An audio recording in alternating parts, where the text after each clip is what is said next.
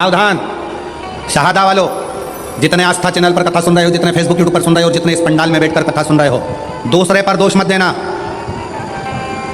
अपने मुख से कभी मत कहना कि मेरे पड़ोसी ने मेरे ऊपर टोना कर दिया, तंत्र विद्या कर दी, मंत्र विद्या कर दी। अगर ऐसे तंत्र मंत्र करने वाले होते तो बड़े बड़े फैक्ट्रियों को दीन नीचे गिरा देते, बड़े बड़े ऑफिसरों को उठा के पटक देते। कोई तुम्हारे पर न तंत्र करने वाला है, न कोई तुम पर मंत्र करने वाला है।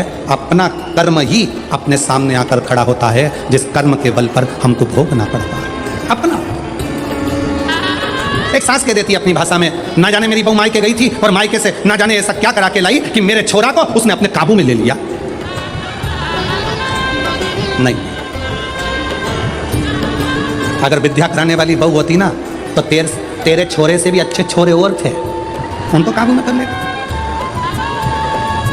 अरे बोलो तेरी जीजियों सही है कि गलत है? क्यों किसी की बहू को गलत इल्जाम लगाना? ये अपने मायके गई थी, मायके से कुछ करा के लाई है, ये अपने पियर गई थी, पियर से कुछ करा के लाई है, ये वहां गई थी, वहां से कुछ करा के लाई है। नहीं, बहू में इतनी सामर्थ्यता नहीं है कि वो अपने पियर से कुछ करा के लाए, और पियर वालों में भी इतनी सामर्थ्यता नहीं कि वो किसी से अपनी लड़की के लिए तंत्र मंत्र करवाए। ये आपकी बुद्धि में ना जाने किस किसने भाटा भर दिया, इसलिए तुम्हारी सोच बिगड़ गई। फिर कहा, फिर कहीं पहुंच गई महाराज जी के पास, महाराज जी बताओ मेरी बहू बहुत क्रोध करती है, इतना चिड़चिड़ करती है, इसको थोड़ा डाउन करो ना, डाउन। महाराज जी ने कहा तेरी बहू को लेके आना। बहू पहुंच गई, हाथी कमरिया पे साड़ी, शहादा की बहुओं की बारी। अब बोल तो जरा। अब बहू ने जाके जैसे ही प्रणाम करा, दंडवत करा, साष्टांग करा, महाराज जी से बहुत अच्छे से बात करी। बात कर कर बहू चली गई। सास फिर आई, महाराज जी देखा मेरी बहू को? इतने में महाराज जी बोले कितनी संस्कारित है। इतने में तुरंत सास ने कहा तुम पे भी कर दी विद्या, तुम पे भी, तुम भी नहीं बचे। अरे भाई, बहुओं की तीव्रता देखकर सास को प्रसन्नता होना चाहिए। तुम्हारी बहू को 4 व्हीलर गाड़ी चलाना आती है, तुम्हें प्रसन्न होना चाहिए। तुम्हारी बहू को 2 व्हीलर गाड़ी चलाना आती है, तुम्हें प्रसन्नता होना चाहिए।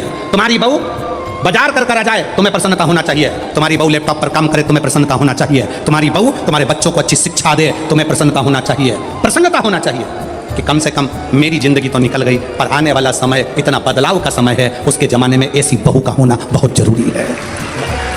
आपसे भी कहेंगे, जितने आस्था चैनल पर कथा सुन रहे हैं, जितने फेसबुक पर कथा सुन रहे हैं, जितने यूट्यूब पर सुन रहे हैं, और जितने शहादा की भूमि पर कथा सुन रहे हैं, अपनी बेटी को परी मत बनाना, अपनी बेटी को तितली मत बनाना, अपनी बेटी को मधुमक्खी बनाना कि उड़े भी और डंक मारकर मुंह सुझा भी दे। गया तितली का जमाना, गया परी का जमाना। अपनी बेटी को मधुमक्खी बनाओ जो शहद जैसी मिठास अपनी वाणी में भी रखे, और अगर कहीं का घूर कर देख ले और हरकत कर दे तो मुंह सुझा दे एक में धर के। ऐसी बनाओ मधुमक्खी, तितली नहीं, परी नहीं। एक कलयुग में बेटी को मधुमक्खी बनने की जरूरत है। मधुमक्खी, ये छोटी छोटी बच्चियों के साथ गलत करते हो रहा है, कहीं कुछ हो रहा है, कहीं कुछ हो रहा है।